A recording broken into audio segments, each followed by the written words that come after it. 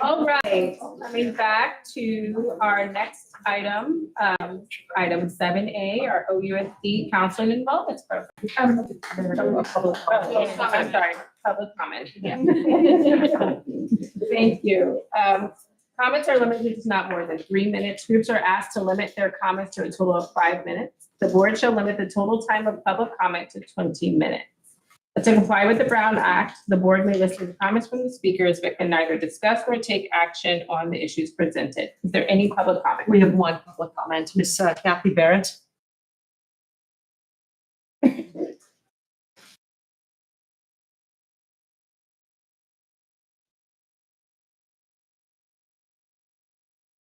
Good evening, Kathy Barrett. And as a retired teacher, it was really a delight to be here tonight to hear all of these testimonials. I'm here representing the Friends of Orinda Nature Area. My colleague Rebecca Dahlberg and I are co-presidents. And we wrote a district proposal to you a couple of weeks ago and haven't heard back, which is not unexpected. You are so busy. But I wanted to read this to you so you could consider what we're proposing. This was sent on April 3rd, and I'm reading on the topic of the greenhouse removal. Dear trustees, as you're aware, the nature area has been declared off limits to FONA's work with citizen science projects in the garden and in the nearby greenhouse, which has recently been declared unsafe.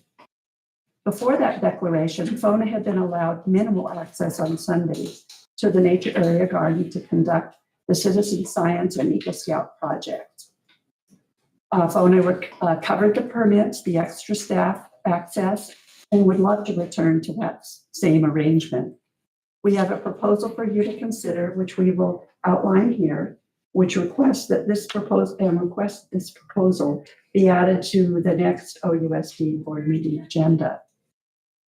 The proposal is that FONA would help OUSD with a complete and safe removal of the greenhouse. FONA can do that in one of two options.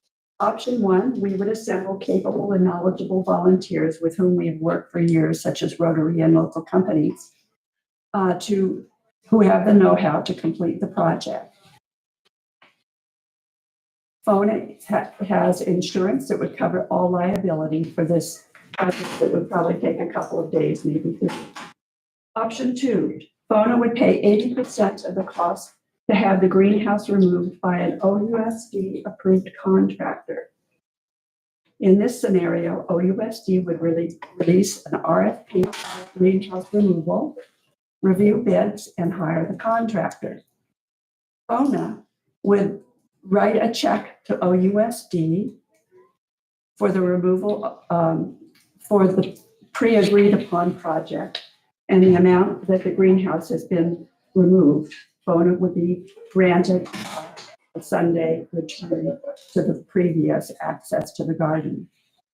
Our goal is to be allowed at least the same minimal access to the nature area as before, no later than the start of the school year in 2025.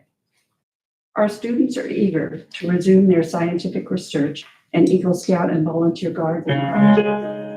Rely on your collective. We're very grateful to you for this support, and thank you for considering this project.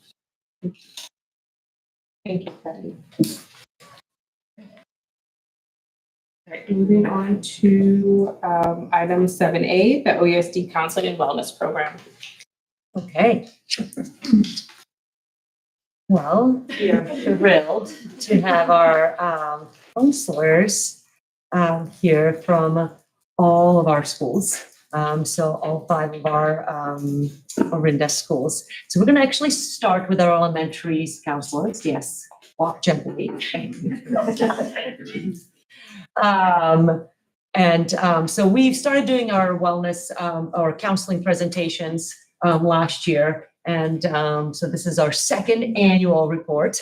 and wanted to do a little bit of a difference. So we're hopefully just going to highlight a little more like what's new to this year and what's happening since last year, so on, but encourage any questions that you might have throughout or at the end of the presentation. So we'll start with elementary schools and then move on to our wonderful OIS counselors. I will just say prior to them starting is I know we honored a lot of our classified employees and our teachers. The county, establishes a criteria for the teacher of the year.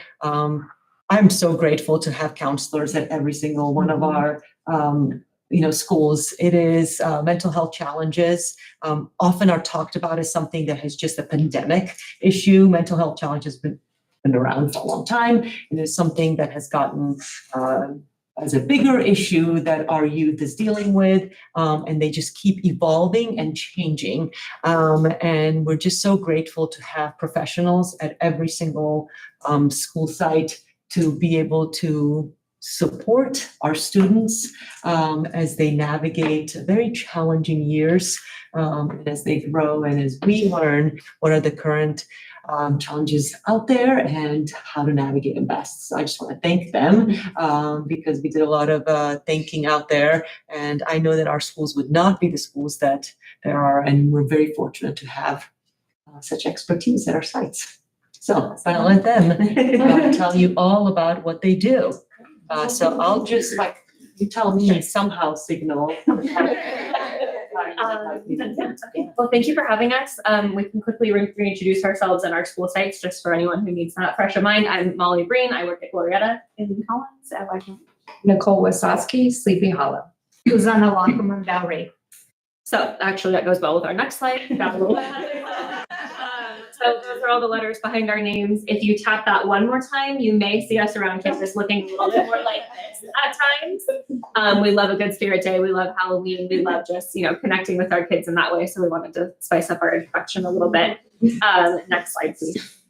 So when we were conceptualizing our presentation, we thought about how far we've come, as Aida said. And so Jill, it looks like we do love an animation. Sorry. So our first year when we came to present to you, we were really working on establishing our wellness centers, of course, literally physically building them, getting our beanbag chairs and all of those things, as well as responding to immediate needs and developing our program. So defining what the program is, creating our systems, building relationships. And we feel like that first year kind of main question is, what is wellness in the school district at OUSC? And then last year we came to you and we thought, well, who is coming to use us now? So we focused heavily on the presentation of data. Are we being used? Are we being integrated into the school? And we're essentially building our capacity and knowledge about our program and what our school needs were based on data.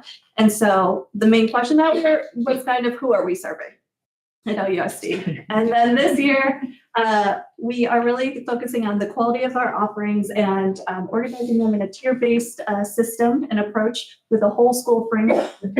We want to provide effective, efficient, and targeted services, as well as to our whole school and all students. And the main question is sort of how can wellness best serve our students across these levels of intervention? And thinking about it in the most general sense is moving from that reactive intervention to proactive prevention. So you might recognize this MTSS wellness intervention tiers, especially Sarah Costa-Landry sitting there because I did lift it from one of her presentations, adapted it from her presentation. And I just Highly collaborative. exactly. But that's what we want to do. We want to align everything. So, we have, of course, on one side of this pyramid, our academics and whatever. How do we support students at all of our levels, all students, more targeted as well as individualized? And then on the social emotional side as well, we want to think of it in the same way. So our multi-tiered systems of support, ways to plan and conceptualize our programming and interventions and ensure students receive the targeted support that they may need. So you can click. So if you're unfamiliar, this tier 1 is most of our students, and these would be considered our universal services. Tier 2 are more targeted services. Tier 3 are more individualized, going to our highest need students. And we're going to talk more about what those look like that. That's me. I am tier 1. So what is tier 1 support? Tier 1 is our universal foundation of support services. designed for all students within our multi-tiered system of support. So it promotes an environment where students can manage emotions effectively, perform their best academically, and thrive socially and emotionally. Components of our Tier 1 are school-wide expectations, consistent value-based messaging aligned with our guiding principles. There's positive acknowledgement system. Each school has a unique, tangible acknowledgement system, like our Beacon Blues at Sleepy Hollow, our Splash Awards at Del Rey, Go for Golds at Glorietta, and Rockin' Raccoons at Wagner. Then there's social emotional learning opportunities. So that's structured focused lessons on topics that may include executive function development, coping skills and tools, emotion management strategies, and self-advocacy techniques. Then we have character education.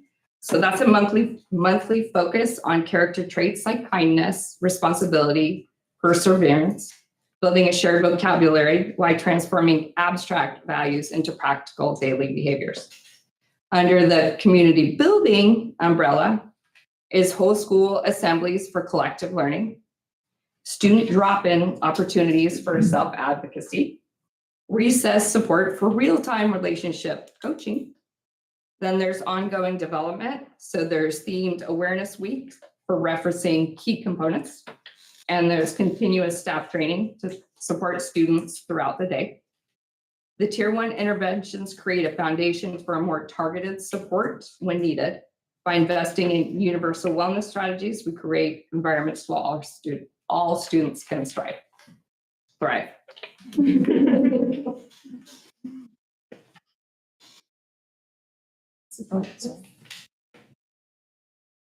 All right, so under Tier 2, we have about 10 to 15% of our students in elementary school receiving a Tier 2 service. And those can look like our short-term consented, goal-oriented, individual and group counseling. Lunch bunch to support with friendship problems, social skills. Check-in, check-out system to support behavior. Restorative practices such as conflict resolution. We also respond immediately to unexpected behaviors, sometimes, afterwards when we do a check-in with students, we receive a referral. Some students are participating in clubs and leadership opportunities, like our wellness ambassadors present here today. We are supporting students with school attendance and engagement. We're meeting with caregivers to discuss different supports and provide resources. We are also consulting with stakeholders both inside within our teams in school, like SRTs, SSTs, and also with outside agencies when needed or outside providers. Okay, and lastly, Tier 3, MTSS says this should be between 5 and 10%. I don't think we're even hitting that with individualized support within wellness currently. So this involves your hyper individualized services. It can involve multiple stakeholders, communication with family and the caregiving system. And this is the kids, of course, who didn't respond or needed something different or more than the Tier 1 and the Tier 2 support. And that's a very small percent of what we do. It can also be that crisis intervention, risk screening and things like that. So that's our smallest bucket. We did want to offer you some data because we love the pie chart. So this is of our consent-based Tier 2, 3 services. So these would be students receiving short-term, very, very small amount of longer-term individual counseling as well as group counseling. And so for all of the instances that we tracked, this is the distribution by grade. I would say that it shows relatively an even distribution, potentially with focus on grades 1, 3, and 5, which makes sense to me. Those are pretty big transition years, as well as preparing for future transitions. And then our TK and K, our efforts are more in the classroom. We try to push in more to those younger grades to really help them establish how do they go to school? You know, what are the boundaries? What are the expectations in the classroom? And so that is also why that percentage is lower. That's actually our goal, to provide that more on a tier one basis. Right. So in terms of trends, this next slide highlights our five main areas of support this year. There has definitely been a high need for support with the peer relationships and social skills. Those could look like relational aggression or boundaries, discussions about social filter, or sometimes also like misusing of technology, behavior concerns, unexpected, inappropriate behaviors, self-regulation, emotional management. Sometimes that can be reactive, right? And meaning in response to something a particular student did, or proactive more for the whole class, sometimes we notice trends in the grades and we try to address that proactively, grade-wise. And acquisition of coping skills, and as well as the immediate emotional support for those students who are having those big feelings that don't necessarily always match the situation. We're also seeing students are needing a lot of support with stress and anxiety in general, specifically to school refusal. Now with CASPA coming up, we're seeing already some testing, anxiety, a lot of friendship anxiety too. And also there has been a high need for support with impulsivity, focus, and attention, working with those executive functioning different areas with the students. You want to just introduce what we're doing next? Yeah, The exciting thing we're doing. so this is where we have the students tell you what they think wellness is. And we are fortunate enough to have two Wagner Ranch wellness ambassadors. Do you want to join me?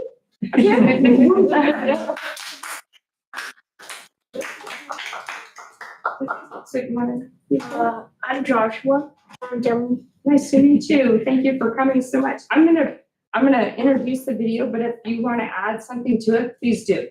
Okay, so if I miss something, let me know. So this is authentic student voices. As you see here, describe what wellness means to them. Their reflections remind us why this work matters. Students understand wellness encompasses their ability to learn, connect, and flourish. Their insights shape our approach and confirm that investing in student wellness means investing in their complete educational experience. That's my acting. For the record, I told them this is observational experience. Should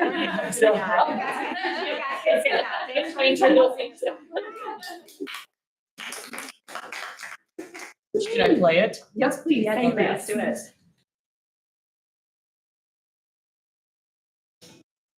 Because they can help solve conflicts and help people who maybe feel low business.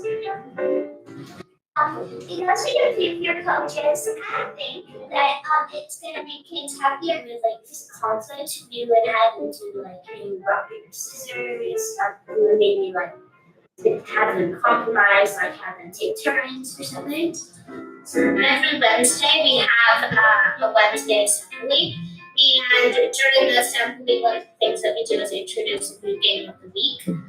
This week is Wreck It Ralph, Fix It, Felix. And then basically we introduce it, kind of explain how it works, and then the junior coaches can go out and help kids play the game. We are the junior coaches. I like Lunch Bunch because I get to be with my friends and it makes lunch more enjoyable.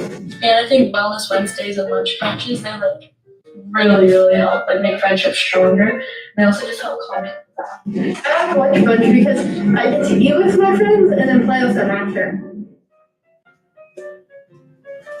I like being an equipment engineer because it like really helps you get comfortable talking to new people that you've never met before. My favorite thing to do at recess is go to the wellness center because there's so many fun things to do. There's like playing with the fidget like Rubik's Cube or board games. You can also read a book quietly, or you could do some origami. I like being an equipment engineer because I like helping my classmates check in and out. What I like about the wellness center is how quiet it is and how we can have quiet recess in here and just enjoy our time in here. There's some clubs here on Tuesdays and Thursdays. There's origami, kindness club, and sometimes drawing. I like to the breathing tool, quiet space tool, the courage tool. There's so much I can't remember. There's many others. There's 12 of them. I became a wellness ambassador to help all the kids get better at dealing with their emotions and let them have tons of fun while learning. I represent wellness in 4th grade by making presentations and slides for everybody to see and maybe calm them down a little bit.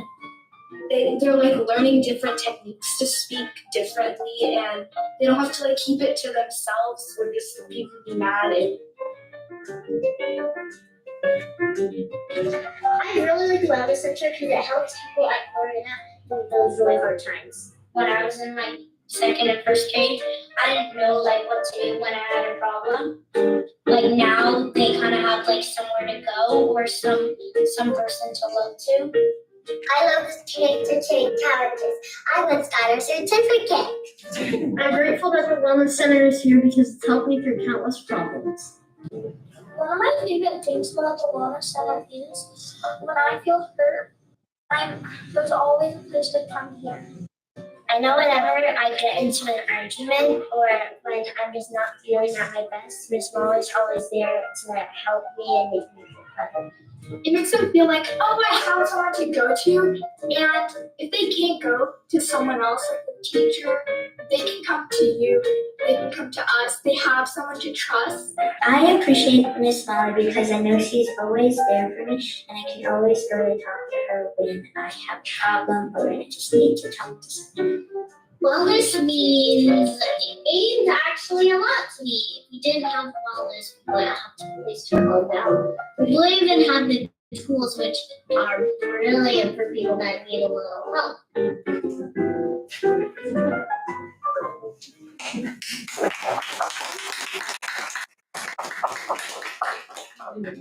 So that's it for us. We'll turn it over to OIS. Thank you. While the OIS sets up, which is a hard act to follow, we just love, Angel and I were counting how many Squishmallows, La Lands, fidgets, so because we watched this also in our office. I'm thinking I want to make a request to go to elementary school and be a wellness. Seriously, it looks so much fun. I mean, not that we don't, but we do. There is a beautiful fun space called the Wellness Center at OIS, and we can't wait to hear about it. Yes. So Yeah. you're on. Well, we will get to the Wellness Center. But first, I'm Heather Razor. I'm one of the counselors at OIS. I serve with students whose last names are A through G. I'm Michelle Reese. I'm one of the other counselors, and I service students' last names H through N. I'm Travis Watson, and I service students O through C. And I would like to say that everything in their presentation, what they do at their schools, we mostly do at our school. So our slides actually just says ditto. But mostly, you know, our role as counselors is the academic growth of students and also the social emotional growth of students. And we're gonna emphasize the social emotional, just because that is what we are seeing the most need is at this point in time. And we're thankful this year to have a wellness intern, Mr. Sal Avila, who currently holds a couple different credentials as a therapist and a clinical counselor. But in addition, he's currently seeking his school counseling credential as well, which is, he's kind of doing a dual role for us in the Wellness Center. He's helping us run it and establish it because he also works at Miramani as the wellness coordinator over there. So his knowledge has come to us and how to help improve our Wellness Center because it's a work in progress still.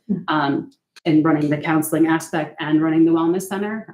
It poses its challenges, but it's wonderful to have him there to help guide us and create the best program we can have. So he's there a couple of days a week in the mornings, and we're hoping to continue having interns going forward. It definitely benefits all of us and our students greatly when the more people we have to help students with the social emotional challenges of adolescence in middle school. Some of the other things that we do in our counseling office, which I'm sure you've heard before, but we'll just share them quickly. I know your time is very valuable. We have a lot, these meetings are amazing how late they go. So we do provide academic support, and that's everything from organization to executive function skills, along with study skills, helping kids figure out how to navigate areas in the portals of Google Classroom. Social emotional support, individual counseling where we meet one-on-one. We do offer some groups, which we'll hear about more in our wellness. We do meet and greets with our sixth graders incoming so that we can try to meet every single one of our sixth graders throughout the school year. It's very challenging to do that, but we do our best to make sure that every kid gets to hear from us and kind of what our program is about. We deal with teacher referrals pretty regularly where they get sent out of class to us for anything. We do conflict resolution between students. Sometimes they come in on their own wanting to do it. Sometimes a staff member is recommending, and sometimes we are recommending it based on what's happening. We also do peer mediation in addition to the conflict resolution and restorative justice conversations. We work closely with our administration. Mr. Duran and Ms. Appel are the two that we kind of work the most with and working to figure out ways of whether it's in the classroom with a teacher or whether it's one-on-one with students.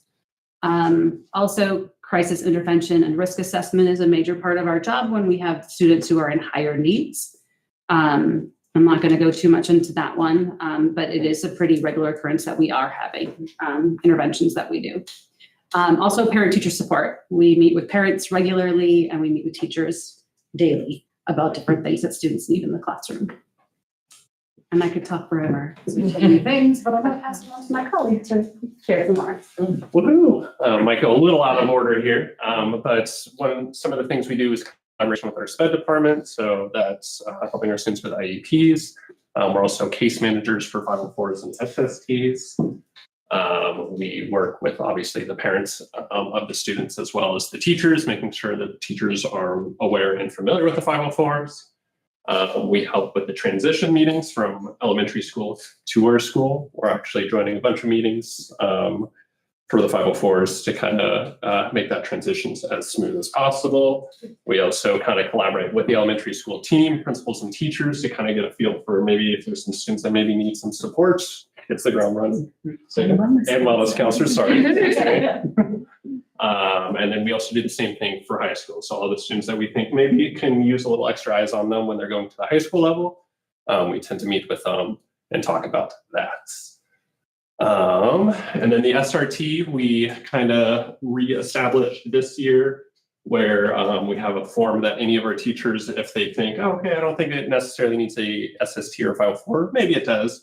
They can refer any student for any reason. And we meet on Wednesday mornings. We have a pretty good team that meets all the time and discusses. We have teachers on that. We'd like to expand it, so maybe get some other people from different departments. That way we can kind of have all eyes on the referral and kind of see what direct services we need, or maybe it's as simple as just reaching out to the parent, making sure the parent's aware that they're struggling in math or something like that. And then school refusal has been a pretty big thing, reoccurring thing. And we work with the parents, we work with the teachers. Sometimes we have to figure out a system that works based on the individual. It depends on how much they're coming. Things like that. Am I missing anything from those topics like that? Great. Right, can I interrupt with a question? Are you seeing more school refusal right now than? This is my second year at OS, so perhaps Ms. Razor can attest to that. I would say every year is a little different, but we have some, I don't know if habitual is the right word, but some students who habitually have some attendance issues. They get referred sometimes to the SARB process. But I would say it's been pretty steady. I would say since COVID, I would say it's increased since then. Prior to that, I'd have a student here and there, like once a year, but now we have multiple. I would say more like 2 and upwards, like. But steady 6, since 7. COVID. Steady since COVID, I Yes. think. Correct. And the reasons for it vary. I mean, I don't want to get into any specifics of any child, but I would say it does vary, but a lot of it is anxiety related and depression related. Those two kind of go hand in hand. Some of it is because of external family situations. Sometimes it is, just fear of being around socially, that anxiety with some kids. But I would say anxiety, depression are your top reasons. Yeah, and if I can actually jump on that, part of the SRT, some of the referrals I'm getting is like, hey, are you aware that this student has been out a bunch of times? And I think with school refusal, it's really important to get on top of it right away. It becomes a slippery slope. You miss a couple of days and then it becomes very easy for the student to just not want to come back to school. So yeah, we're trying to jump on it as soon as we can see it. So all eyes on deck really helps that process. Yeah. thank you. Feel free to ask any questions as we're Please, going along. yeah. Yeah, thank you. And then we have our wellness center. So this year has been like our first full year with the wellness center. So it's still kind of a work in progress, but this is like one of the pictures like during lunchtime. So it's essentially open, throughout the entire school day, but lunch and brunch, we open it for more kind of like free hangout time. We're talking about having more structured time during lunch. So it's not open like all the time, just to make sure our students aren't becoming so reliant on the wellness center. But yeah, so that's one of our pictures. So what we offer in the wellness center right now is academies. So at OIS, we have Tuesdays and Thursdays, there's academy time. Right now, Mr. Sal runs academy on Tuesday. And the one that he's doing is like dance with expression. So students are dancing there. And then on Thursdays, I've kind of been running academies and it's kind of been all over the place. I've been trying to get students more involved to give me ideas on what they want. So we've had some student ran academies, including like students teaching each other how to draw dragons or do crocheting. Me and Miss Razor just ran, because it was Mr. Watson's idea, rock, paper, scissors tournament thing with the kids. So that was a lot of fun. Yeah, so the academy sessions are kind of all over the place and just kind of a place for, I think, them to have fun. There are some kids who have asked to do kind of more social emotional topics and education, which is a delicate subject and you have to approach it. So we've discussed it, but we haven't fully done it yet. But there's other ideas like that we also want to incorporate. And then we also have drop-in counseling. So that would look like a student's having a hard time in class and they either come in for a break, which is one of our sessions, or if they want to actually talk to somebody. So in the wellness center, we always have either one of us or Mr. Sal in there monitoring, and they can come in. Lunch and brunch space. And then tabling, we've had one tabling activity so far and hopefully able to do more. We got this from Miramani, where just to make wellness more known, I think that's also one of the things is we have kind of consistent kids that come. So we want to make sure that everybody knows that we have a lot of services that they might be interested in. So for this tabling activity, we we had our academy session, our home-based session on sexual harassment.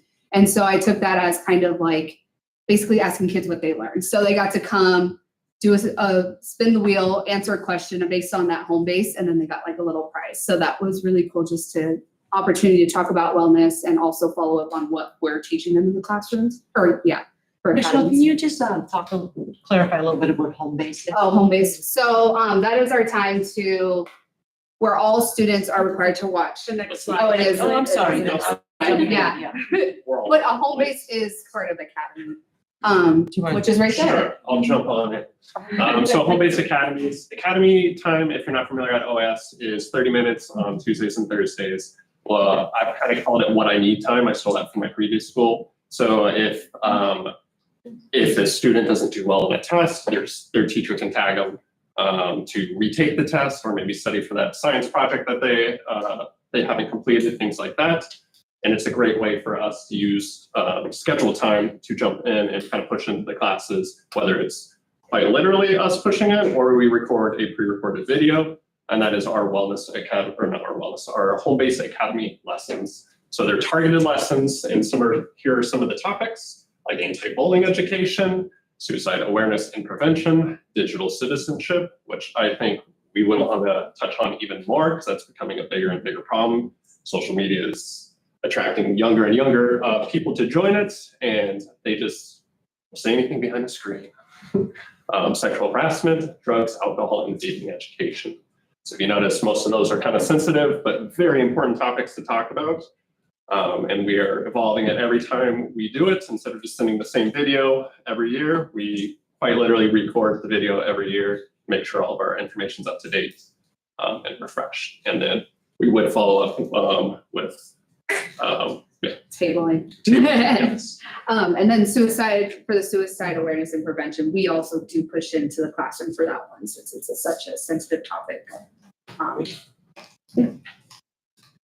You want to go back to, there was there one Yeah. more? Oh, the lunchtime activities.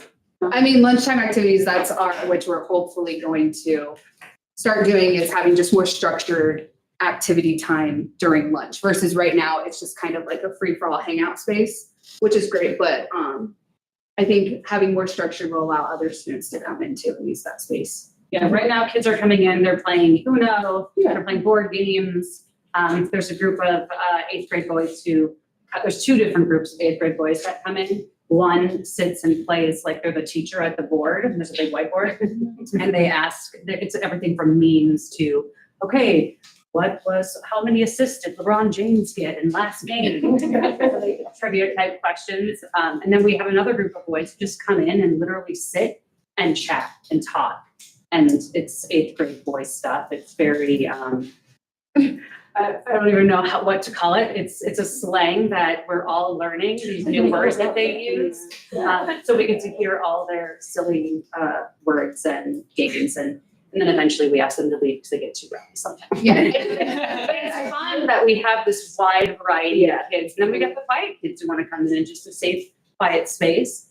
So Michelle actually had really great ideas and partitioned off.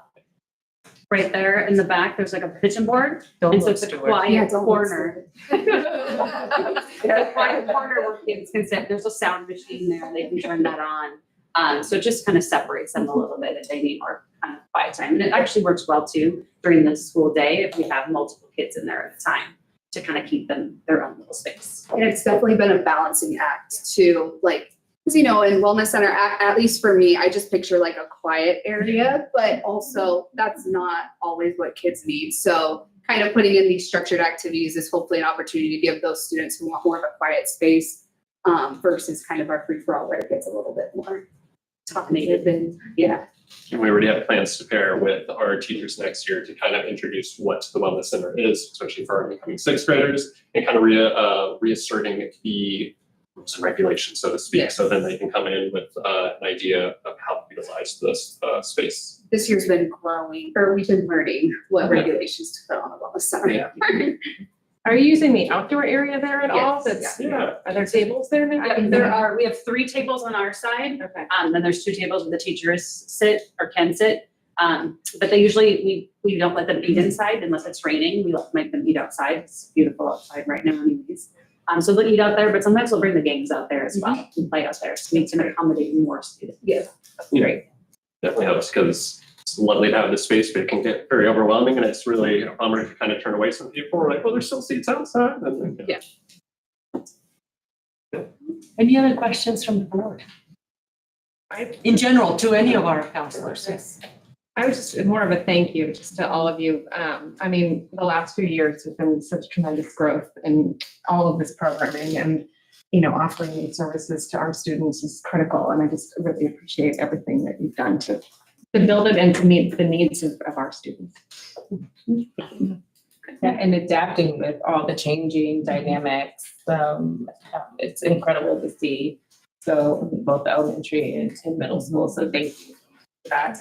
Do you still use the check-in system for OAS? Yeah, we kind of changed it too after collaborating with Adriana. So we only have them really check in if it's not lunch and brunch. And then when we start doing the lunchtime activities, that's one where I would want them to check into just to keep track on what specific activities we're doing. And then for, if they come in for an academy for wellness, we have Flexi Schedule, which is how kids sign up. So we just use that for. Wonderful. In elementary, do the kids check in? For open space, for open time during recess, they sign in on the board, and then I keep track, right now, I keep track of who came in. Same, yeah, I keep track of who comes in for open center time and then drop-ins in a different place. Yeah, I keep track. Yeah. Just, yeah. Yeah. Thank you. Thank you. I had my little list of questions here, but I think you answered pretty much all of them.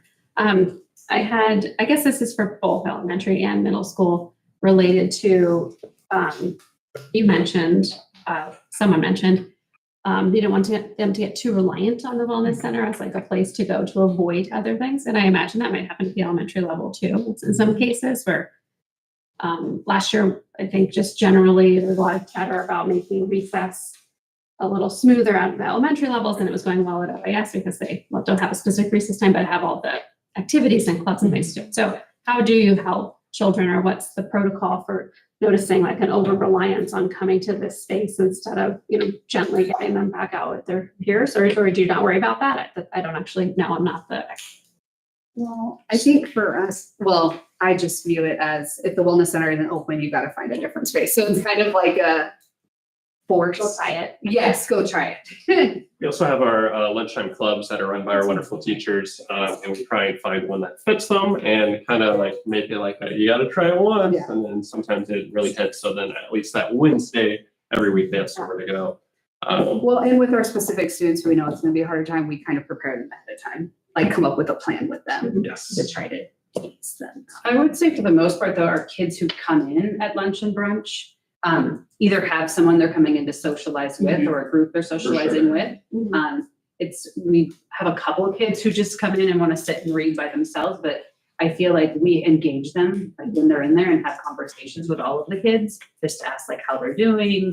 Is there anything else that they're interested in doing on campus? So we have those conversations with them as well. It's ongoing. The other cool thing too with the Wellness Center this year is some of our students who have had a harder time like keeping friendships and stuff have found other people in the Wellness Center. So that's what I noticed a lot this year is like those groups have grown. And so even if it wasn't available, it's like I see them hanging out together outside. And it's multi-grade levels too. Yes. You've got 6th, 7th, and 8th graders that are intermixing. Yeah. And forming friendships and alliances. Sometimes it's self-identification for a higher need of service. So the students constantly coming to me, I might think that they're appropriate for a social skills group. And so then I would put them in the tier 2 group and then eventually transfer them back down to tier 1. And then they're not visiting as much because they've now gained those skills. So, and I also always ask, does your teacher know you're here? So the first question. Thank you. I think you answered all my other ones, except for one more for elementary, sorry. Since you'll have even younger kids on campus next year, what do you anticipate as your needs regarding wellness and 4-year-olds? And Molly, don't we? Some 3.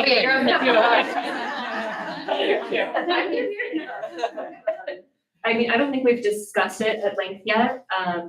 We're ready and excited for younger kids, and ready to see what that's gonna look like. For me, personally, I push in a lot to kinder right now. I push into their like center or stations time, and I push in with the zones of regulation curriculum to establish their foundation of that curriculum to build upon it in the later years. I haven't done it in TK up to this point just because I haven't adapted it down to that level developmentally, but that may be something to look into and see what more kind of tier 1 push-in stuff can look like at that level.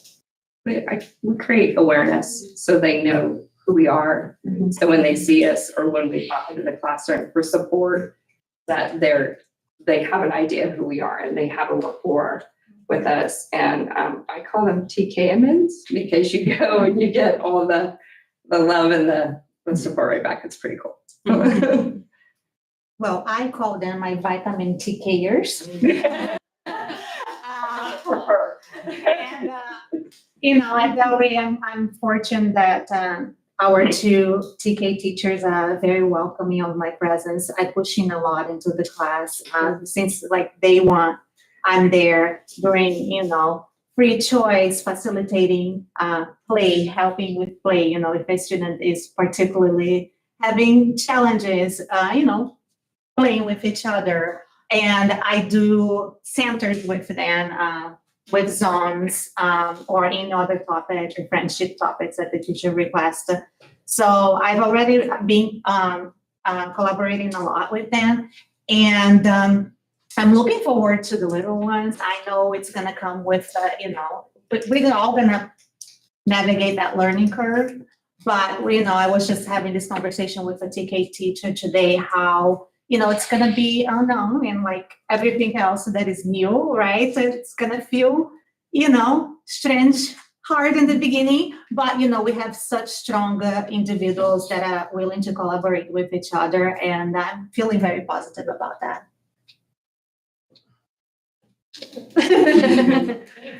Can I just say, I just want to say that I love how the stigma of getting emotional support is being lessened, especially at such an early age. Seeing kids being willing to be videotaped, and say that they love the wellness center and that they feel like they can come for support and help. I don't think that was there even, a few years ago. And the fact that kids feel that they can do that, I think is going to bode very well as they get older. And I just remember a few years ago before the Wellness Center was even created, we were looking for spaces to put the Wellness Center, like at Del Rey, and then how are we going to decorate it and make it feel welcomed. And after touring all the sites, even at OIS, it does feel so welcoming. And it's no wonder that it's so popular, because you walk in and it's like you're just in another world. Yeah. And for us, I feel like a rock star. I love getting at school, like, he's welcome, and hugs, and at the end of the day, it's like a Disney movie with birds. Like, I know. I want to put some shine on the students. Not every day, all day, but most days. All the semesters, this is a new program at Wagner Ranch, and we have 25 these kids volunteer every Monday, their lunch and recess, to teach coping strategies in K-3 classrooms. And when I asked if they'd be in the video, they said, "Can we come too? Can we come?" It's just like, shows how committed they are and how amazing you guys are. You'll be leaving me for middle school. And continue to be a wellness ambassador. Yeah. Well, thank you so much. Really Thank you. appreciate all your hard work.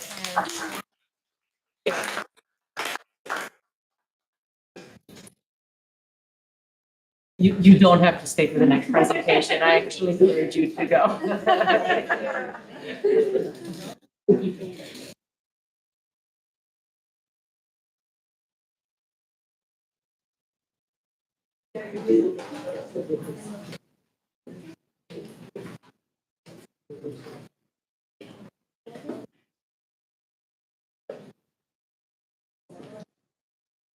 We were just talking about our youngest. Yes. So we're going to move into our TK update on our enrollment. Okay. Is it okay? Oh, absolutely. Okay, all right. Okay, so we've been updating the board on enrollment and TK. So this is just another in a series of updates as we've committed to do. I will go through where we are currently in the enrollment and specifically focus on TK for 25-26. Talk a little bit about the schedule changes and our process for the schedule implementation, and just to give a brief overview of how BASC and enrichment support will apply. I'm happy to answer any questions throughout, so please feel free to. So just to go through the projections, we've been really monitoring closely. Really more than once a day, we watch any enrollment changes when it comes to what's happening for the 25-26 school year. We knew it was going to be a shift and a challenge. We've been reporting it at the board meetings and providing our community with the updates. Just a reminder, we did have a demographic study that was conducted at the end of last spring, which is in May 2024, to evaluate enrollment across the district. And the demographers were here to present that information in June and November 24 during the board meetings. enrollment, impact, potential changes were all discussed here during a special board meeting in January. And we committed to bringing it back just to give you an update of where we actually are. So this very busy chart is the blue bars are 24-25 enrollment. And that's actually currently how many students are enrolled. I want to highlight that you actually see two different kinds of enrollments throughout the presentation. And there's been some questions about that in the past. There is an official enrollment that we report to the state, which is first Tuesday of October, I believe, and that's the CBEDS enrollment. So there are some enrollments that you will see will be like few kids lower than what this slide shows for the 24-25 school year, because we gain children throughout the year in Orinda. Some districts lose throughout the year, we gain them. So, but this is the actual enrollment as of April 10th, which is last Thursday for 24-25 school year, and how many students are actually enrolled as of last Thursday for the 25-26 year. That's in those brownish bar graphs. It was red on my computer originally. And the green graph line is what was projected by the demographer. And the demographers use CBEDS numbers when they project, just so you know.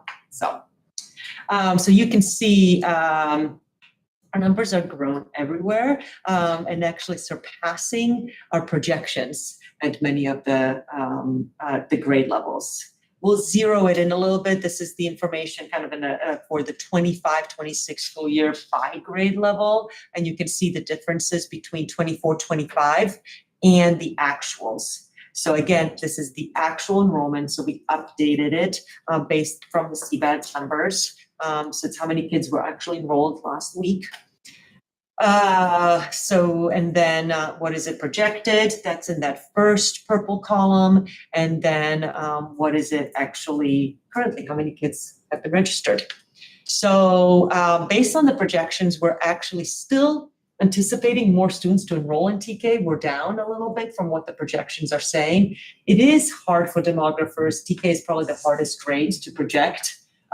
Because they're still preschool, it's a different programming this year. But we are, based on the birth cohort, we are still anticipating more students, and they're enrolling daily. Like every day there's a new TKer enrolled. So, but what is most surprising in these is that we actually have more students overall in our district enrolling, and that doesn't include TKers. So that cohort ratio that usually drops off a little bit at grade levels is just not happening right now. So, and we're not sure if that's a new trend, if that's just a delay in the drop off, or the kids are just staying more. So the other piece that has not followed a regular trend is the summer enrollment in the last couple of years. In prior years, probably pre-COVID, we could follow summer enrollment, probably got about 20 students for the district. And that happened after the COVID, the first year, until we suddenly got 50 students over the summer enrollment. And then went back to 30, and then we got 50. So it really has been all over the place for the summer enrollments. We really don't know what's going to happen this summer. We also, with regards to TK, 2 years ago in TK, a lot of the parents, way more than anticipated, withdrew their kids and actually stayed in preschool. Which has happened down the corridor. They enroll in both and then make a final decision where to stay. Last year, that didn't happen. They actually stayed in TK. So we don't have a trend as of right now. We don't have a pattern to follow. So we're just waiting to see what happens. 7th and 6th grade, for example, 7th grade, usually we have a section of students that decide to go to private schools. Haven't seen that yet either. So we don't know if that's a delay in private school entries. Is that a decision to stay at OIS more so? Is that a sign of economy? We just don't know yet. So we're waiting out to see what's the impact. So moving on to the transitional kindergarten. So this year is our first year of full universal TK implementation. And it will include all students who turn 4 by September 1st. And we are hoping that these patterns will stabilize after now that we'll have a first full year. Just as a reminder, we have some very unique needs just specific to TK. The teacher has to have specific credential with early childhood units, and the facilities have specific needs. They have to be bigger. There's a certain square footage. Regular classrooms just under 900, TK classrooms around 1,300. They have to have a bathroom, then an easy access to drop off and pick up. Starting this year, the law at 10-to-1 adult ratio, so 2 adults for the class of 20 are a must for the entire time. We are very constrained with current facilities. So they have limits on our TK offerings. And our state budget is offering potential support. They have presented it in January that they will fund more at the TK level so they can support that 10-to-1 ratio. They do not give us support for the increased facility needs or furniture or anything like that. So here's our TK enrollment trend. The blue lines are the historic enrollment. And those are based on the actual enrollments as of the seabeds. Our 25-26 is the actual enrollment, right, moving forward. So like if you look at, 48 students in 16-17, those are seabeds numbers, right? So you can see a slight increase in students. Projections are based on the demographer again. So we still have a little bit of room to grow. So about 20 or so students are projected to still enter TK. And then we're going to stabilize down a little bit. By school site, Glorieta has received a lot of students, a lot more than we thought. So that blue line are the actuals versus the projections. So we don't know if that's the Del Rey, Glorieta shifts. What does that look like there? Those are the students that are supposed to go there. If we get this growth in enrollment resulted in 3 full-time TK teachers being hired, and Brian and the principals just finished interviewing last week and are in the process of reference checking and offering the positions. Also, additional aides are being hired for that 10-to-1 ratio, and those are a needed 3 additional classrooms. If our projections come true, we're going to be adding another teacher, another aide, and another classroom. So And that's funded with ADA, right? For getting the ADA, yes, correct. Yes, as long as we enroll them and they are within the age group. If we enroll them too early, they do not give any ADA. They must fit exactly within the Ed Code age group. That's why we updated all of our board policies as well. So then location. Yeah, that's a great segue. Really good segue because actually that's what we discussed at that special board meeting. So we did several considerations on how do we accommodate this increased TK enrollment. And so we discussed multiple options. We discussed updating facilities, increasing actually more classrooms. So we looked at adding temporary portables, and it's really costly. I mean, portables have tripled in cost in the last couple of years. And we just don't have that funding and actually don't have that space. So our campuses are very locked in. We don't have vast space to just continue adding more and more portables for our TK classrooms. They also can't just be in a random space on our campuses. They, again, need to be closer to where they can access the carpool and utilize the TK playgrounds. We looked at boundary changes. We are doing soft redistricting, and we're offering anybody who can go away from Wagner to go to Glorieta. But as you saw, Glorieta numbers actually came in much higher than what they were anticipated. So we can't do that either. Everybody's impacted really with space. So the final and really the only option was to examine the schedule change. So examining the AM PM schedule. We did do a gentle survey out there, which was promising. A lot of parents were like, yeah, I'd love to be PM. I will let you know that when it comes down to can you really do your schedule input, numbers are very, very different.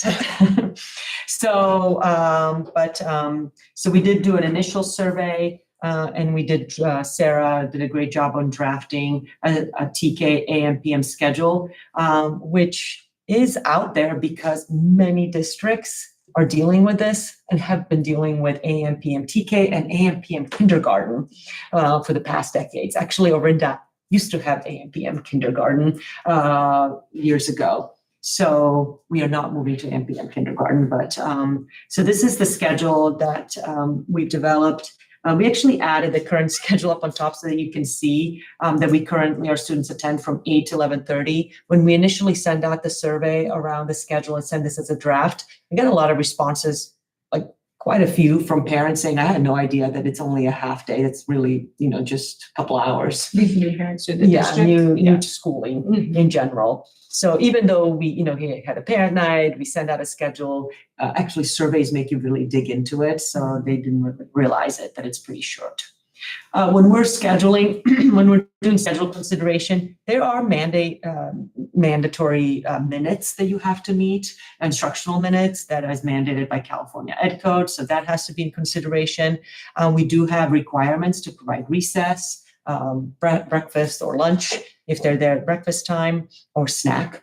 Aligned start time with other grade levels. So we wanted to make sure that students can, still utilize carpool, of course, with their siblings, and then make sure that if they are going on a bus with their sibling, that they're not, starting school or ending school at a whole different time period.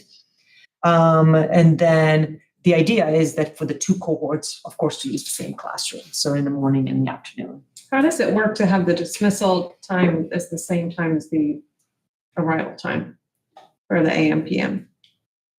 Dismissal 11:30 Oh, and right. the school So begins. Sarah, can you 11:30. talk about that a little bit? So how does it, like, students leave at 10, one ends at 11:30 and starts at 11:30? Yeah, so there's going to be that transition time where both will kind of be passing by each other. So teachers are strategizing about that right now. We're going to go to a school in San Ramon Valley where they do have the same schedule, 8 to 11:30, 11:30 to 3, so they can see the transition in action in a real classroom.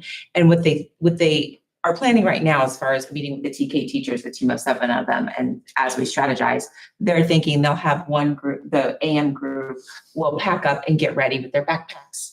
And they'll be on the carpet ready to go while the other class comes in and transitions and puts their stuff away. And so they each have something to do for like those last 5 minutes of class, where one group is ready to go on the carpet and the other group is coming in and putting their stuff in place and hanging up their backpacks and that sort of thing. And this works because you have different teachers also for. Right, different teachers. It's 2 separate teachers. I just wanted to clarify. Yeah, no, that's great. And then the other question you might have is probably around Wednesday, because they are together then in the same classroom. I'm sorry. Yeah, well, I think the bottom right would be a 9:30 start time. Oh, Yeah, yeah, a little odd. right. Early release is 11:30. You're right. Yeah. So that should be 8 to 11:30. So on Wednesday, there'll be more overlap. So can you talk about that a little bit, how that works? Yeah, so they will be sharing this, they'll both be designated the same classroom for a couple hours, right? For the time that they overlap. And so, but we'd only ever have one classroom, one class in the classroom at a time. So that during that time that they overlap, the other group could be with their music time. They could be at the library, they could be in the NPR, they could be doing different things outside the room. We decided recess to one of the groups at that time too. So they would all get the same amount of minutes in the classroom and the same amount of minutes outside the classroom, and they would be transitioning like back and forth. So they're never both in this classroom at the same time. So what are the times again for the Wednesday? Let me pull it up for you. I'm sorry, I apologize for, I think we had a couple options we were going through, and I know Aida, you decided on one. So just correct me if I'm wrong. I believe it's the 9:30 to 1. Yes. So they would go 9:30 to 1:10. It's important that the teacher be released by that 1:10 time because we want the teacher to be able to join their colleagues for collaboration time. And the AM group would be the same. Same. So they're together at the same time on Wednesday. Yeah. So the AM class wouldn't change all week. PM would be a 9:30 morning, start. really. And has that been That communicated is, to it's a- families? it Is is. that, because that's a big difference in time for. No, it is Okay. accurate in the forms that they're looking at because we get a lot of questions about it. Yeah, it's just, that's wrong. Thank you for that thoughtful approach for that, to ensure the teachers have that collaboration time. That's key. I know. So how many kids do you think will be then together at that on Wednesdays? So it'll be two classes, so it could be up to 20 and 20. So right now we have AM, PM schedule plan for Delray, Glorietta, and Wagner. Sleepy Hollow is not in this moment, but should those projection come through, because they're actually full right now. All of their classes are full, so both. And so should the enrollment keep coming through, we would have to do that. And that was the message. So we actually sent this survey out to those families as well, so that they'll be involved in their preparation. And their teachers are also going to the visit to see how things are working as well. So everyone's ready for gearing up for the entire school, from the entire district. And just with regards to the implementation, so as I mentioned, we're actively hiring new TK teachers. Our application pools have been really solid for all of our teaching positions, including TK, which is great because every district is hiring TK teachers. So we would move it out there and hire as soon as possible. What we're evaluating is furniture and equipment needs to ensure that all campuses have all classrooms equipped for younger students and multiple cohorts. So that's another thing why it's really nice to go and visit and see how equipment is shared, how different supplies are being shared if there are two cohorts of students in the same classroom. Because while the furniture is being shared, you still want to make some adjustments to make sure that there's a seamless classroom share of spaces. And then Sarah meets with teachers, TK teachers regularly, and I was able to meet with them as well and get some input. But there's collaboration with TK teachers to gather input on their needs to make this a successful transition to the new year, working with them. Some of them have seen AM, PM before, having been in a district for a long time, others in other districts, but for the most, it's a new thing. So making sure that we go and see it in other districts and what does that look like.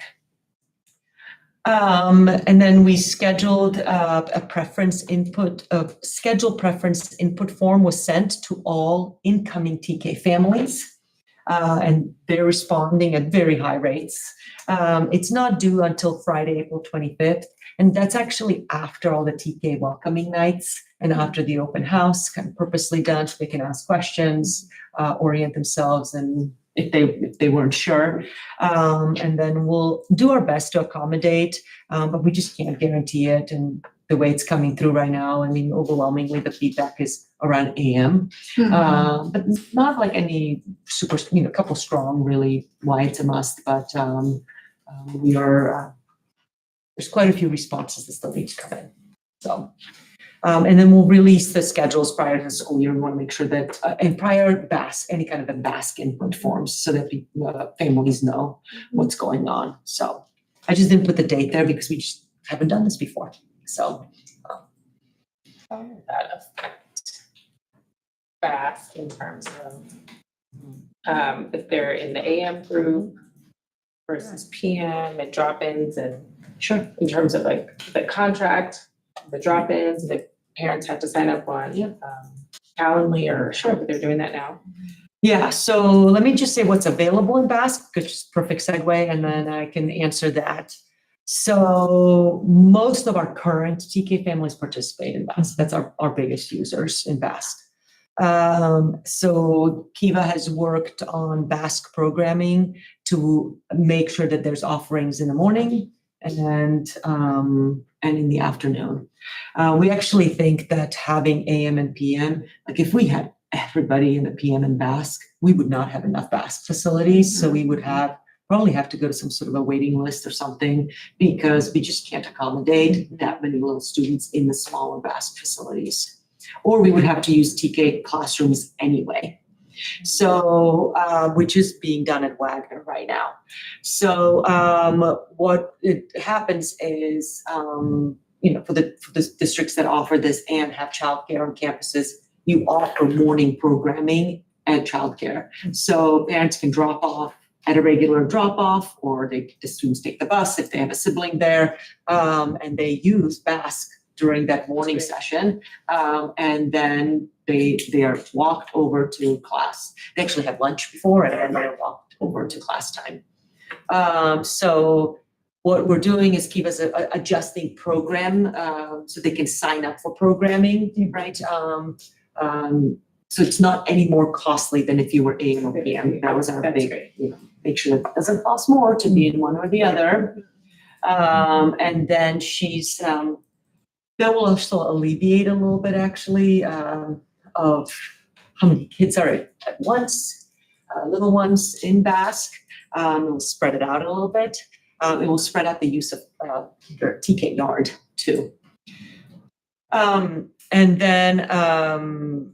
And then we'll have to adjust with the staff. So we will, when we offer staffing for Basque, now the hours will have to get adjusted. So Kiva's going to work with Brian on that in the hiring.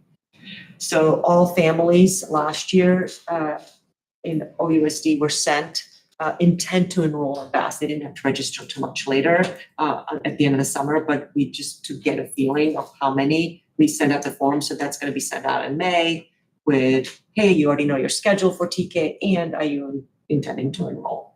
And with all the schedules and programming and costs. Other question that we get is enrichment, but we don't offer enrichment. I think there's like one class during afternoon TK time because we don't have facilities anyway.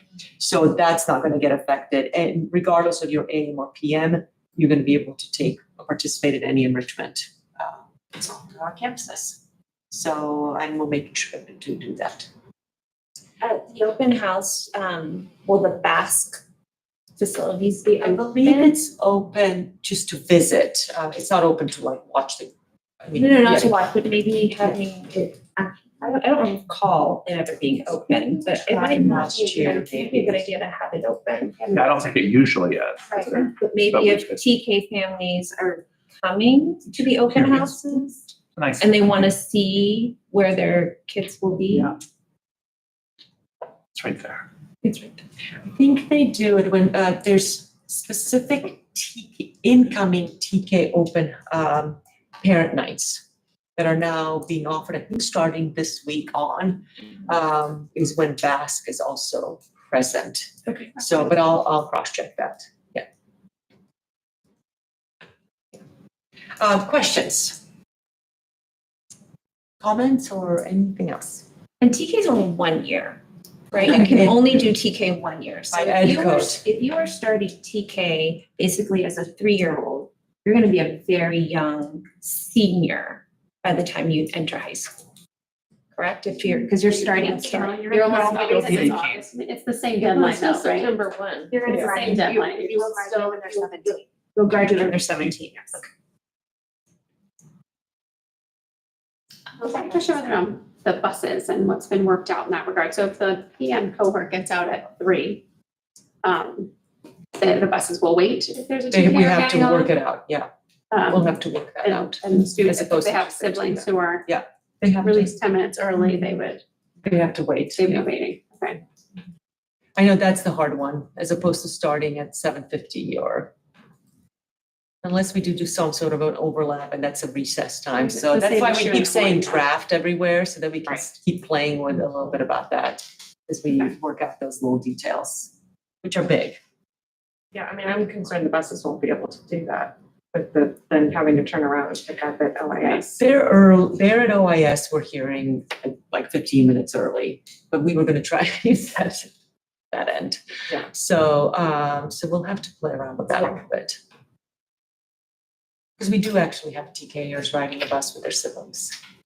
Yes, yeah. If they have And to that older end, siblings. because we have Basque, that I'm anticipating some early bird, late bird situations where an older sibling is placed as an early bird, and then there's a PMTKer, and then that means that the older student needs to go to Basque until the younger one is done, and you anticipate parents making requests based on that, both for early and late bird or for a particular schedule for their TKer. Maybe there's not that much overlap, between those, I don't know, but that came to mind with so many different end times that you might also hit that. I think because we have baskets, a good option, but there's still, you know, a continual like 40-minute period of time where if you are a parent trying to pick up your kid, you're either sitting in a line for that hour or close to it or making circles. So just something to keep in mind when you're talking about buses and when they're picking up and who gets what schedule.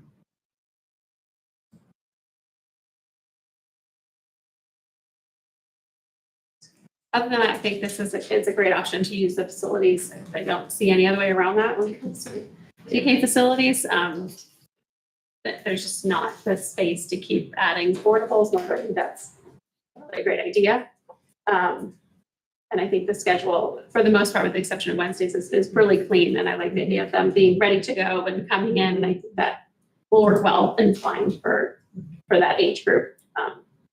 Anyway, so I think thanks for the effort that's put into the scheduling. I think that model is, because of facilities, is really the only option currently.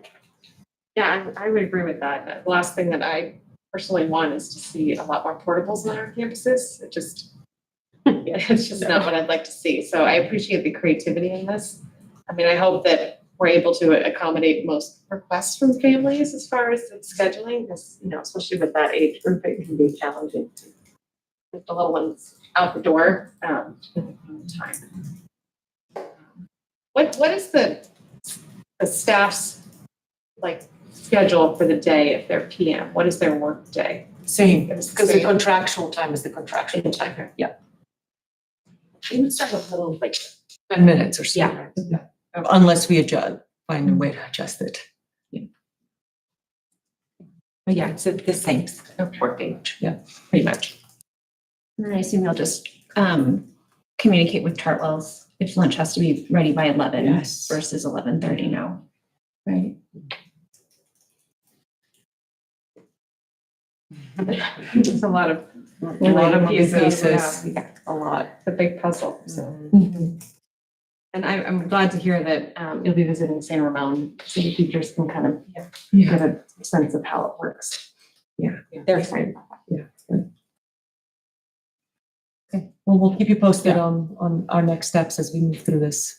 Thank you. Thank you. Is there any public comment? There's no public comment. Moving on to action, items 8A and B, we have 2 resolutions we'll read aloud, and C as well. Yeah. So Brian will introduce the first one, the classified employee of the week. Classified Employee Week, May 18th through 24th. The California Legislature acknowledges the vital contributions of classified staff and has designated the 3rd full week in May as Classified School Employee Week to honor our dedicated professionals.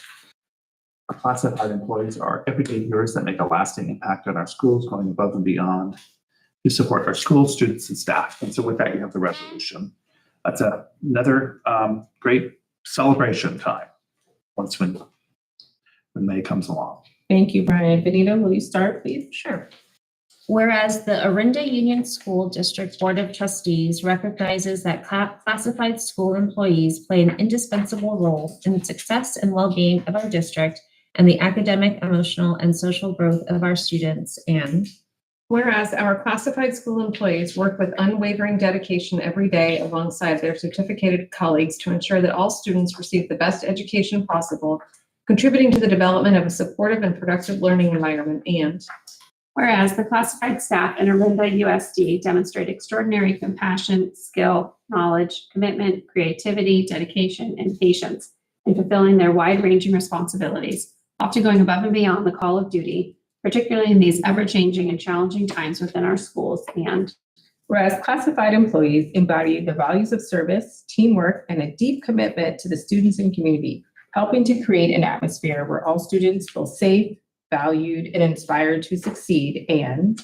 whereas the Board of Trustees greatly values and appreciates the tireless efforts of our classified school employees in fostering an inclusive environment, ensuring each student feels accepted, supported, and appreciated, and now therefore be it resolved that the Orinda Union School District Board of Trustees hereby declares the week of May 18th through 24th, 2025 as Classified School Employee Week to honor and celebrate the extraordinary contributions of our classified staff.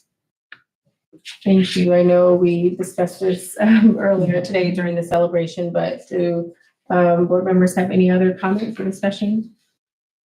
No, just always thank you. That's wonderful. And with that, we need a motion. This is Hillary. I move that we approve resolution number 25-20 declaring May 18th through 24th, 2025 classified school employee week. This is Katie, I second. Trustee Anantha? Aye. Trustee Wiener? Aye. Vice President Shogun? Aye. President Collins Coleman? Aye. Motion carries. Thank you.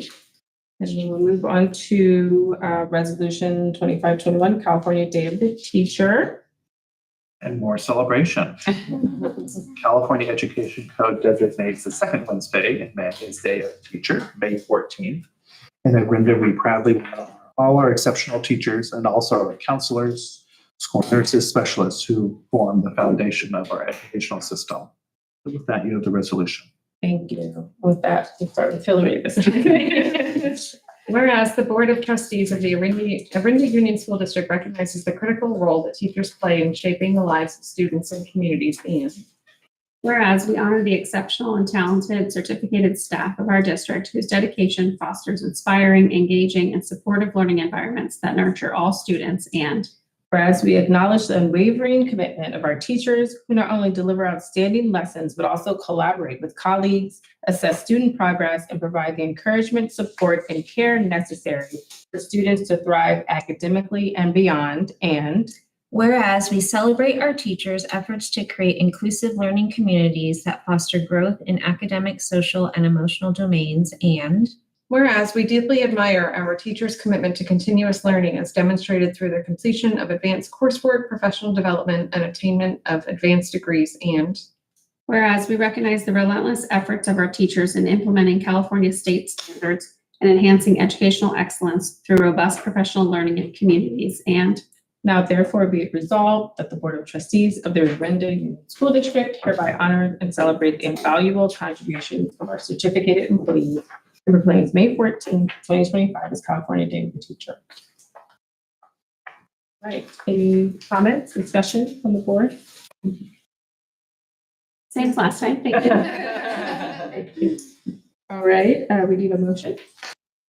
this is Hillary. I move that the board adopt resolution 25-21, May 14, 2025 as California Day of the Teacher. this is Vanita, I second. Vice President Shogun? Aye. Trustee Anantha? Aye. Trustee Wiener? Aye. President Collins Coleman? Aye. Motion carries. Thank you. And our final resolution for today, our Public School Volunteer Appreciation Week, April 20 through 26, 2025. So we, at the start of the year, the board decided to add this resolution to thank our countless volunteers. That we are such a huge part of our community and our schools. Our certificated and our classified employees are incredible, but our community engagement is really tremendous in our school system. So we could not do what we do without them. So I'm really excited to present this resolution. All right. And with that, Whereas the success of our students and schools is greatly enhanced by the invaluable contributions of dedicated public school volunteers, and whereas volunteers across the Orinda Union School District give generously of their time, talent, and resources to support students, teachers, staff, and school programs, and Whereas volunteers serve in a wide variety of roles inside and beyond the classroom, coordinating events, supporting learning, serving on committees, and creating a strong sense of community, and whereas school volunteers model civic responsibility, compassion, and commitment, inspiring our students and strengthening our district, and whereas volunteers enrich educational experiences and extend the capacity of our schools, ensuring that all students receive the support they need to thrive, and whereas we recognize and celebrate the enduring impact of our volunteers whose efforts help us fulfill our mission to provide a high-quality, well-rounded education to every student. now therefore be it resolved that the Orinda Union School District Board of Trustees proclaims the week of April 20th through the 26th, 2025 as Public School Volunteer Appreciation Week, recognizes the efforts of volunteers and extends its heartfelt appreciation to all Orinda Union School District volunteers for their support of our students and schools. It's great, especially near and dear to our hearts since we all started off as volunteers. Well, I just want to thank you for so many volunteers. Started off with parents club and library and all the things. So, Well, thank you for that, and thank you for continuing to volunteer in such an incredible role. And thank you to all our parents. This clearly is next week, so we'll make sure and publicize it, should it pass. And also, we do actually honor our outgoing parent club presidents and more presidents at the next board meeting, so we'll continue to celebrate our volunteers. any other comments or discussion? Any public comment? No. All right, need a motion, please? Mrs. Hillary, I move that the board adopt and approve resolution 25-22, Public School Volunteer Appreciation Week, April 20th through 26th, 2025. Ms. Katie, I second. Trustee Anantapat? Aye. Trustee Weaver? Aye. Vice President Chogan? Aye. President Collins Aye. Motion carries. All right, thank you. And moving on to item D. Brian and Mika, approval and ratification of tentative agreement for a 24-25. OEM. All right, thank you for that. Exciting time here. On March 26th, the district and OAA signed a tentative agreement for the current year, 24-25. And the TA includes a 1% increase retroactive to July 1st, 2024. And in addition, language changes in the collective bargaining agreement, prep time for elementary teachers, an increase there, and a process to complete our assessments report cards. And OAA ratified the tentative agreement on April 10th, just last week, and the county office has reviewed the district's AB 1200 disclosure documents and concurs that the district can afford the 24-25 salary increase, 1%. The documents are attached, the tentative agreement, AB 1200 collective bargaining disclosure form, and then the approval letter from the county office. I just wanted to say thank you to our team. Yes. I know we have Brian, Mika, and Sarah on our certificate team. Stephanie's in the classified. I just want to say Charles. It's been a highly collaborative effort. And we continue that as we move forward. I would just Thank like to say thank you as well. Thank you. Yes, Thank good you. effort. Collaboration. Really is collaborative, a very, very collaborative effort all around. It's wonderful. Wonderful. All right. Is there any public comment? There's no public comment. All right. Can I have a motion, please? Ms. Katie, I move that the board approve and ratify the 2024-25 tentative agreement between OEA and OESD. I'll second. Mrs. Hillary. All in favor? Aye. Motion passes. Thank you. All right, moving on to item E, contract award for Delray TK Kinder Play Yard. Again, it's more exciting news. The bid documents for the Delray Elementary TK Kinder Play Yard project were released on February 10th, 2025. We held two mandatory bid walks, one on February 13th, one on February 20th. We had a total of 14 potential bidders attend the required visits. The bid opening took place on March 20th. We had 7 competitive bids that were received. The apparent lowest responsive bidder is Ella, a licensed contractor. Ella submitted a bid in the amount of $397,000. We are recommending that the board approve awarding a contract to Ella for the Delray TK Kinder Play Yard project. I have a question. It seems really low compared to what I think I feel like I've heard before, that number. Remember that the parent club, the district bought the play yard equipment. Okay, so that's why that is, okay. Yeah. This is not the total cost for the project. Got it. But we're still within budget, which is really nice. Do you recall how much, I don't remember how much the equipment was. I don't recall. And I think the total costs were 1.2, somewhere around there. So I think I'm looking at Melissa with. the equipment was about $90,000. thousand. And then the number you might be thinking about is all the soft costs in addition to just yes, okay, the IORP.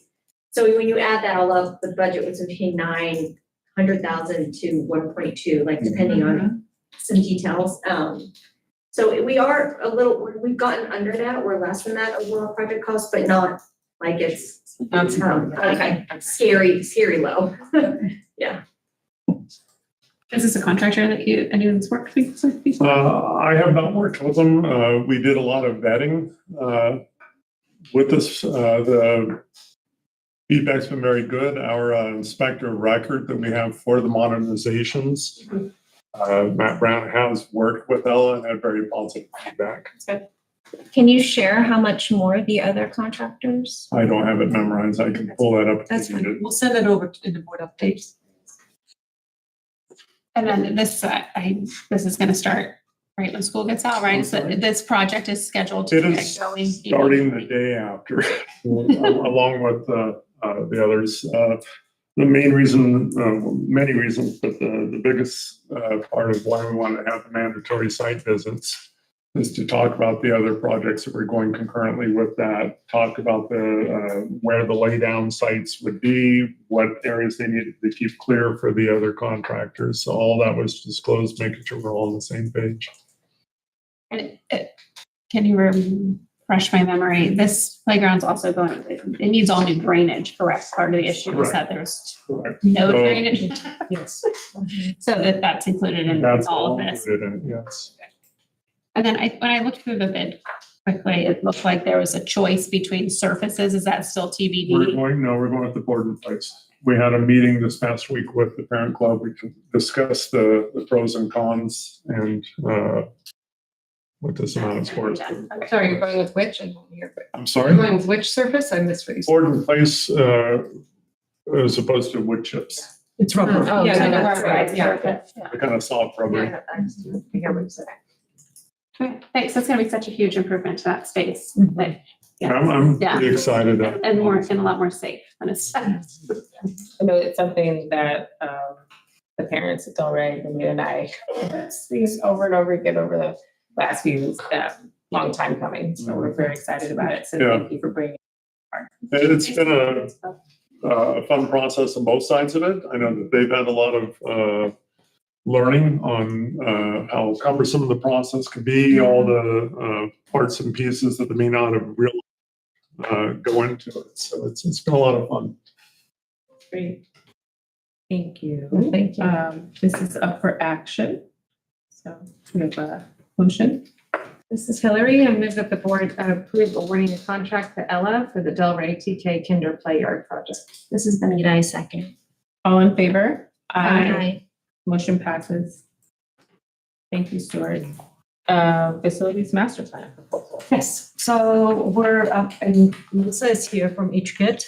If there's any questions or to provide an overview of the process, if there's questions about the process.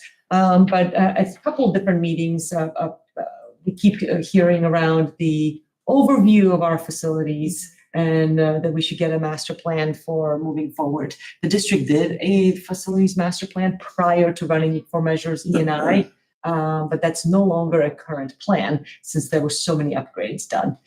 So we are proposing to do a facilities master plan. One part, it is a requirement to actually get any kind of facilities funding from the state. The biggest being a Proposition 2 funding, which is the state bond. We could not get any of that funding should we not have a current facilities master plan or any other facilities funding from the state that we could apply for. The board did approve King Consultants that are working with us right now. And you'll see a series of resolutions that are coming up related to that. And this is one of those requirements. In addition to that, when we toured all the facilities for the TK, that was one of the things that jumped up during our debrief was the portables, the lack of cohesion, the ongoing work that needs to be done. And we just don't have a cohesive plan to see what could that look like, regardless of bond funding or state bond funding and so on. So we wanted to make sure we have a cohesive plan.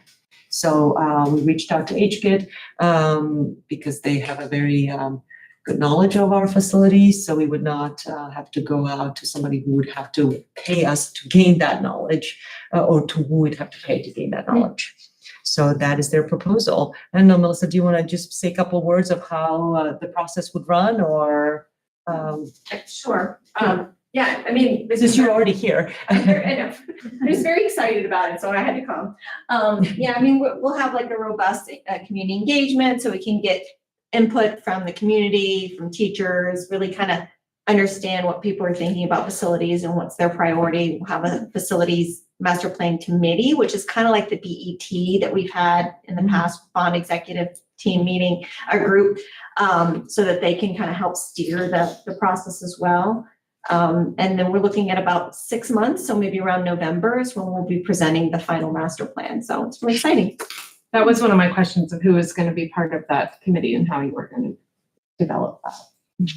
Yeah, so it could be probably a couple of you that would like to be interested in doing that. Of course, Stuart would be, and Aida. And then sometimes we have a principal or a couple principals. Might have some other people from the cabinet, so, yeah.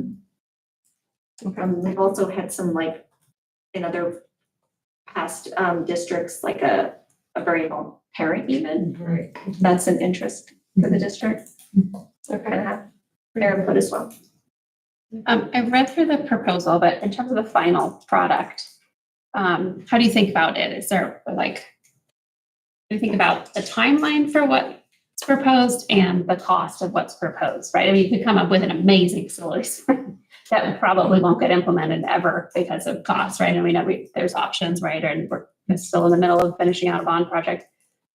Towards the end. So towards the end, I know, that's the reason, one of the reasons for needing, and then what's next, right? There's a lot of modernizations that's happened, but there's still, as we've discussed, a lot of portables, a lot of kind of random things, growing enrollment, all that.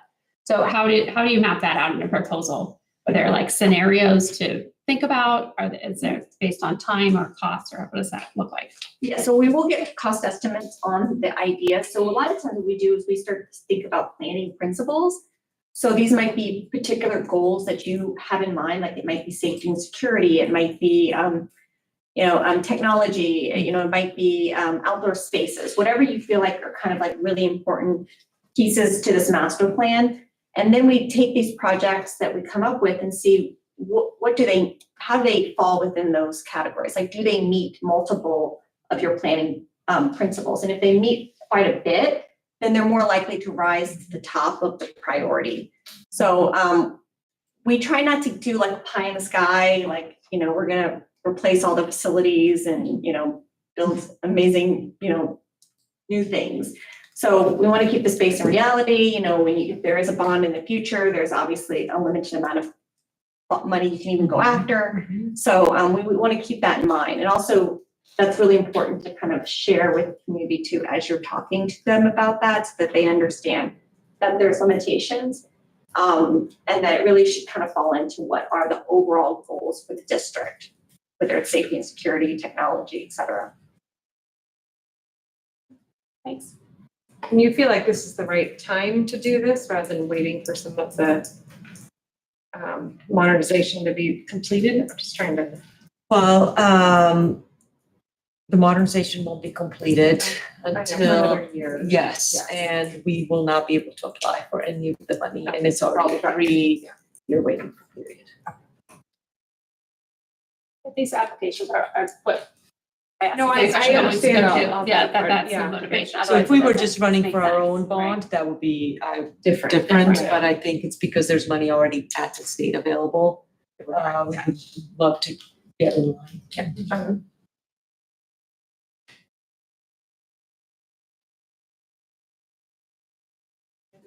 Questions or public comment? Comments? This is up for. This is Katie. I move that we approve proposal for the facilities master plan provided by HKIT in the amount of $80,755. I'll second. This is Hillary. All in favor? Aye. Motion passes. Thank you. All right, moving on to items G and H and I and.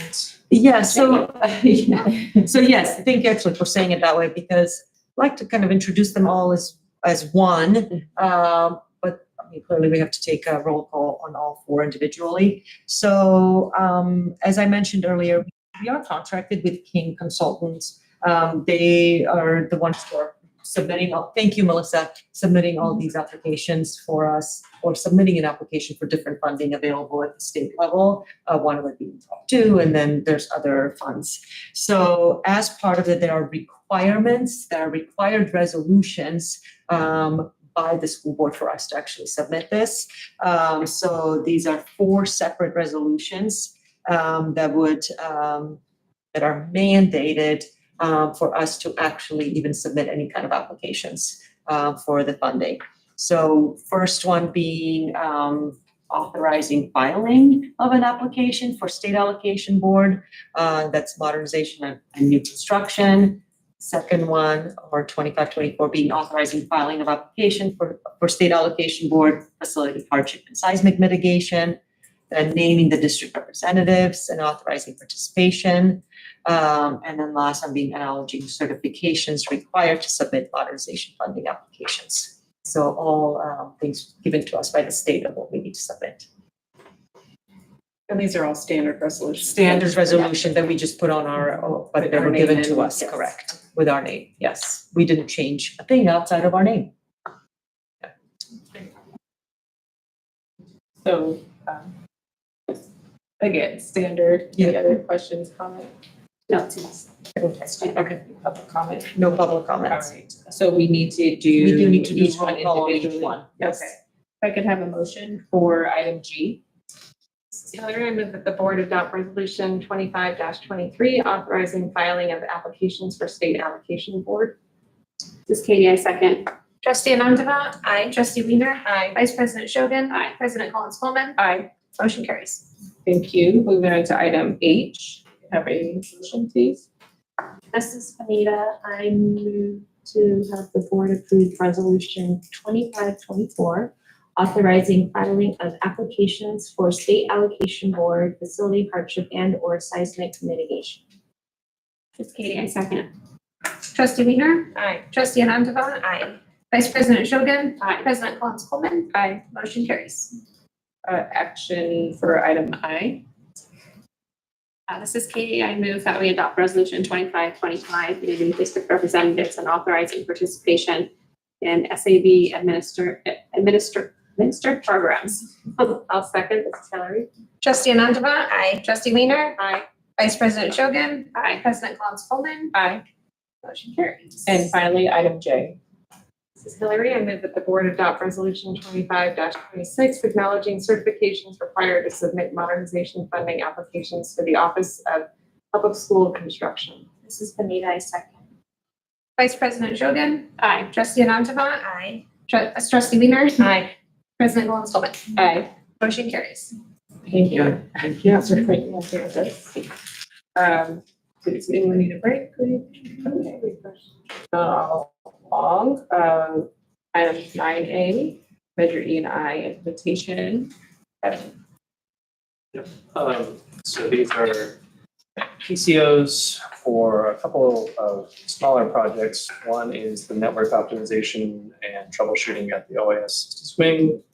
And the other is for a couple of additional speakers to our speaker deployment, one interior speaker in the NPR kitchen at Wagner Ridge and one exterior speaker off of P11 at Wagner Ridge.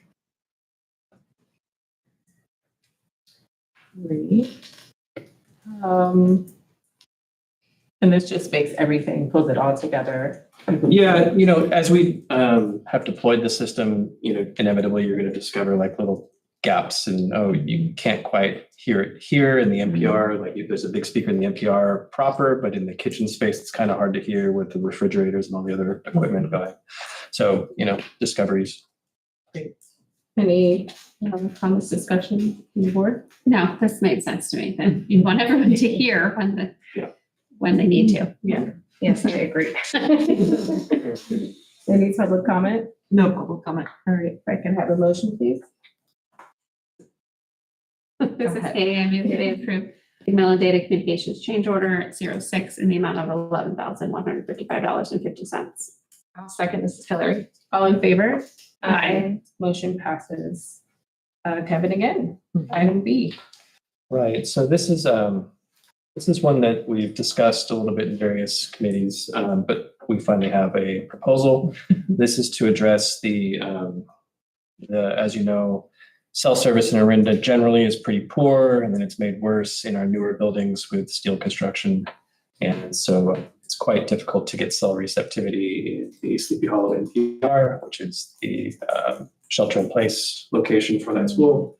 Also hard to get cell receptivity in the OAS Student Services Building, which is obviously the nerve center of that school. So this is a more comprehensive solution. At present, we have a couple of cell boosters in place to mitigate the issue, but this is more of a long-term solution. Yeah, I support this. I guess just my comment would be, if we in the future do have new construction on any of our school sites to kind of take this into consideration, address it at the outset. Yeah. Just knowing. Not that Yeah, I we know. agree. That's a very good Yeah, point. Yes, this is after the fact. Thanks for bringing this to us. Any other discussion? Any public comment? No. All right, we can have a motion, please. This is Hillary. I move that the board approve the proposal from Communication Technology Services in the amount of $73,891.81. This is Benita, I second. All in favor? Aye. Motion passes. And moving to item C, proposal, Stuart, Turfreeze Engineering Abatement. Yeah, as part of the district-wide modernization projects, the board approved a contract with Terraphase Engineering in November 18th to complete a hazardous building materials survey for all 5 campuses. So now that's complete, a detailed abatement work plan review is required to ensure compliance with the state and federal regulations for the removal of the asbestos-containing materials as well as the lead-based paints. Additional scopes required for the review of the abatement plan outlined in Terraphase's proposal.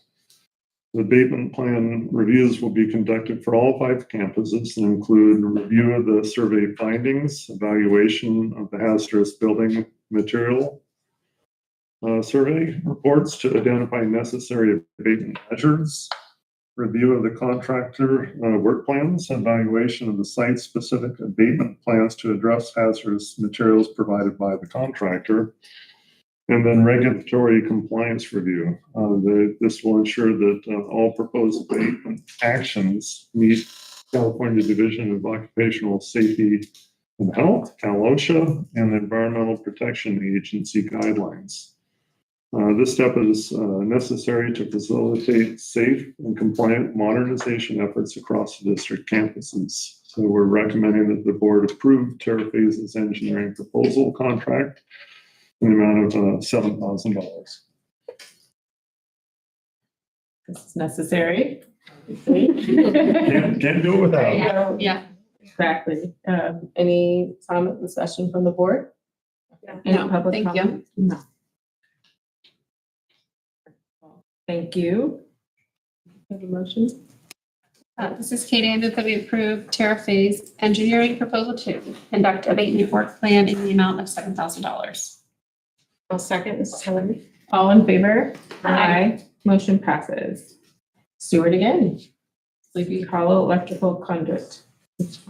Yeah, this change order is to install rigid galvanized rigid conduit on exposed power feeds. So when the project was going on, you remember the little telephone poles where all the wire hanging, this was on there. When we changed the scope as far as not moving the portables, having these portables stay permanent, do a mask up top. Basically, it was 4 separate projects with DSA as far as applications. And this was just not clearly spelled out to get it in the galvanized pipe. So it was one of the things that just kind of missed with all the moving parts. It needs to be done, and the recommendations to approve this change order was also. So are these wires going underground? Where? No, they're on is there- top of the new canopy on the north side of They're the ones the. that used to be sort of Just hanging. hanging, like on the Yeah. side of the quad, Over, like on the yeah. quad side, to be covered? Or they have to be inside rigid pipe conduit. Okay, that's attached to that, to the awning Correct. coming off the under, or the roof of the More of a under. permanent installation. as Okay, opposed so to just less temporary that was- dragging wires off. of- Yeah. Okay. And when will I do it? It's done. That's why they are submitting a change order. I noticed The work was done now. We pushed to get the work done because it had to be done, and then we negotiated the change order. Yeah, it's necessary Mhm. for safety alone, yeah. It's nice when you walk, but you're on the playground and you see the tree and there's no wire anymore. So- Well, Yes. That's nice. And it's, Yes. knowing that it's in conduit safe Yes. up the code, it's reassuring as well. Thank you, Stuart. This item is up for action. Is there any public comment? Okay. Is there a motion? This is Benita. I move that the board approve the change order with Southwell Corporation for the installation of the rigid conduits at Sleepy Hollow Elementary School. This can be a second. All in favor? Aye. Motion passes. Item A, we have 4 policies. J. Unless there's any questions, we recommend that the board votes on all of them as one. Thank you for always bringing these and making sure they're up to date. So, really, There's a lot more. yeah. Yes, there used to be. There's more. Yeah. Yeah. All right, any other discussion, comments from the board, any public comment? All right, this item is up for action. Mrs. Hillary, I move that we approve board policies and 10B through J. This is Katie, a second. All in favor? Aye. Motion passes. Yeah. All right, our communications announcement, OA. Good evening, I'm Charles Shannon, President of the Orinda Education Association. So school board members, district leadership, and community, I'm proud to highlight the exceptional work and collaborative spirit that define the Orinda Union School District. First off, we celebrated our Teachers of the Year, very exciting, whose dedication to excellence inspire us all. We also extend our gratitude to every OUSD teacher for their unwavering commitment to our students. They're amazing. The successful tentative agreement between OUSD and OEA demonstrates our shared commitment to student success. And this outcome reflects our collaborative partnership and mutual respect. And a shout out to Dr. Inglesby for always doing such an amazing job of having us stay the course and get through it. We really appreciate your leadership. Thank you. Our teachers are also deeply committed to the social and emotional well-being of our students, especially in the post-pandemic environment. We're actively implementing strategies to support student needs and ensure every child feels safe and successful. I also want to acknowledge our teachers' dedication to creating inclusive classrooms where every student feels they belong. OEA supports these efforts, consistently advocating for policies and resources that promote equity and respect for all. In closing, I want to express my deepest gratitude for our collective efforts of our teachers, staff, and community. It is through our shared commitment that we empower our students to thrive. So thank you, everyone out there. We really appreciate it. We also really appreciate the leadership you provide. Thank you so much, Aida. Have a good evening. Thank you, Charles. We don't have anyone here from CSC. All right, thank you. Cabinet updates? Board updates. Benita? That was our last board meeting before the spring break. Yes. Yes. Yeah. I think it's board coffee this Thursday with Etta. Yes. It'll be great. Excited. Be fun. My first one. Back to our Girl Scout. All right, enjoy. So I've got Delray site visit this week. Going to attend their founders celebration. What is that event? Luncheon. It's a luncheon Founders for Day. all of PTAs. PTAs, but they're going to honor cars. That'll Yes. be nice. I think coordinating council next week. I think I'm attending. I don't know. My calendar looks full. I'll also be at the luncheon on Wednesday to honor Cara, which I'm looking forward to. We had a budget committee meeting last week. That was really positive. And I closed out the budget committee for this school year anyway. I think since last board meeting, I attended a mayor's liaison meeting. Might have another one coming up. And I think there's closing out the special ed committee for the year as well, or that last meeting, not really closing it out, but it's on the calendar soon, I believe. I think I have that too. Yeah. Great, and I have a copy with Benita, and then we had the one board meeting last week. And that's about it, Yes. right? Yes. And that's it. How was the one event? I was not Wonderful. able to Yeah. attend. Yeah, I know. Yeah, the one Just event was like that. wonderful and was able to say thank you to the community. Okay, Yeah. wonderful. That's great. All right, Yeah. moving on to our consent calendar, items 12A, B through P. Any questions, comments? No? All right. You can have a motion. This is Hillary. I move that we approve the consent calendar. This is Katie, I second. All in favor? Aye. Motion passes. Just make note of our future agenda items. Yeah, so May is a busy meeting, so we may have to maybe talk through a little bit because some things got moved to this meeting about, can we get to this agenda? We're gonna celebrate a lot more staff members as they retire, as our retirees attend the meeting, and do some private recognitions. We do have deferred maintenance plan, parcel tax, special education, educational technology, and our next year's calendar as well. Excuse me, it's the board meeting days. Should we consider possibly Monday or a different day? So we'll need to maybe fine tune that lengthy list.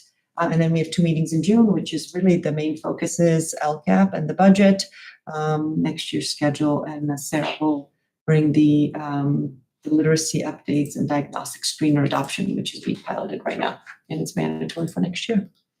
Great, wonderful.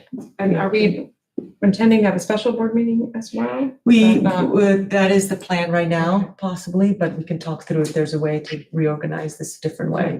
Yeah. Okay. Maybe adding in my once I was trying to figure it out. Yeah, so the June meetings, yeah, or 2. Would the board rather do that if we shifted some things into June? And then we can rearrange so not to have a special. That might be, Yeah, That's okay with me as long as there's not something that we needed to accomplish. Yeah. Before May. got it. Okay, Yeah, I agree. that's all. Check in on that. Sounds good.